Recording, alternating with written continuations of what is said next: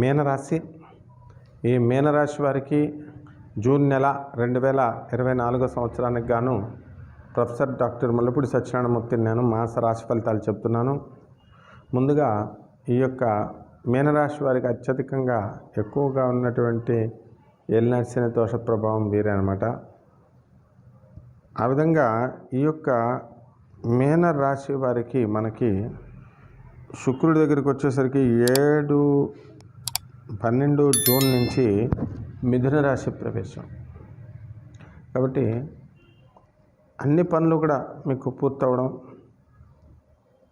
మీకు స్త్రీల నుంచి డబ్బులు రావడము, మీ భార్య మీ భర్త తరపు బంధువులంతా కూడా వెనక్కి తీసుకొని మీ అందరికీ కూడా ధన సహాయం చేయడం, ఇవన్నీ కూడా జరుగుతాయి అన్నమాట. ఈ గోలు అన్నీ వెనక్కి తీసుకొని. కాబట్టి ఈ యొక్క రవి దగ్గరికి వచ్చేసరికి 15 జూన్ నుంచి రవి మిథున రాశిలో ఉన్నాడు. కాబట్టి ఈ యొక్క రవి బలం వలన ప్రభుత్వాలకు సంబంధించినటువంటి వ్యవహారాల్లో 70% మాత్రమే పనిచేయడం జరుగుతుంది.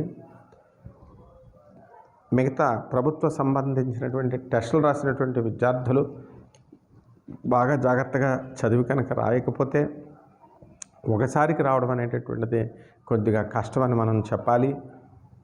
అదేవిధంగా ఈ యొక్క బుధుడు మనకి 14 జూన్ నుంచి మిథున రాశి ప్రవేశం చేస్తున్నాడు. కాబట్టి మనకి బుధగ్రహం, తర్వాత ఈ యొక్క శుక్రగ్రహం, తర్వాత రవి గ్రహం, ఈ మూడు కలుసుకోవడం వల్ల ఈ మీనరాశి వాళ్ళకి అత్యున్నతమైనటువంటి శుభ సూచకంగా మనకు కనబడుతుంది. వృత్తి, వ్యాపార, ఉద్యోగ విషయాల్లో ఎంతో డెవలప్మెంట్ కనబడుతుంది. ప్రమోషన్స్ వస్తాయి, ట్రాన్స్ఫర్స్ మీరు కోరుకున్న చోట్లకు మీరు వెళ్తారు.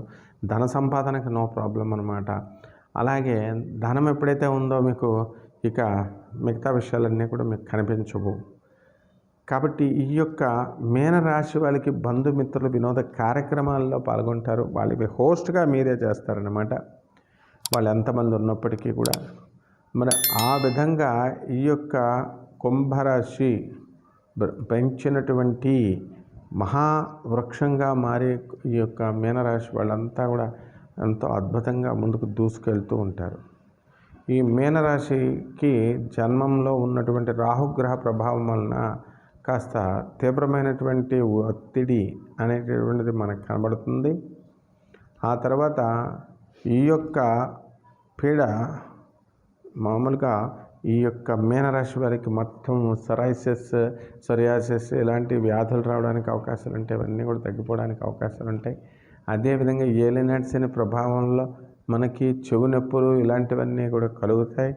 అందువలన చెవులంటే ఈ యొక్క మీనరాశి వారికి అద్భుతంగా మీకు వినపడడం అనేది జరుగుతుంది. మీ చెవులకు సంబంధించిన వ్యాధులు రావడానికి అవకాశాలు ఉన్నాయి. అలాగే మీనరాశి వారి యొక్క పిల్లల విషయంలో, వాళ్ళ మనవళ్ళ విషయంలో వీళ్ళంతా కూడా అద్భుతంగా సంతోషించబడడానికి అవకాశాలు ఉన్నాయి. కాబట్టి స్థలాలు లేనటువంటి వాళ్ళు స్థలాలు కొంటారు, ఇళ్ళు లేనటువంటి వాళ్ళు ఇళ్ళు కొంటారు. మరి ఆ తీర్థయాత్రలకు వెళతారు.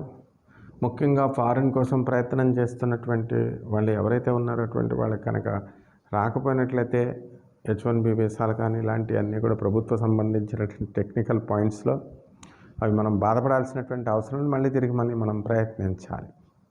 ఈ విధంగా ఈ యొక్క మీనరాశి వాళ్ళంతా కూడా ప్రవర్తిస్తారు. మరి ఈ మీనరాశికి అదృష్టం పట్టినట్లుగా మనకి కనబడుతుంది.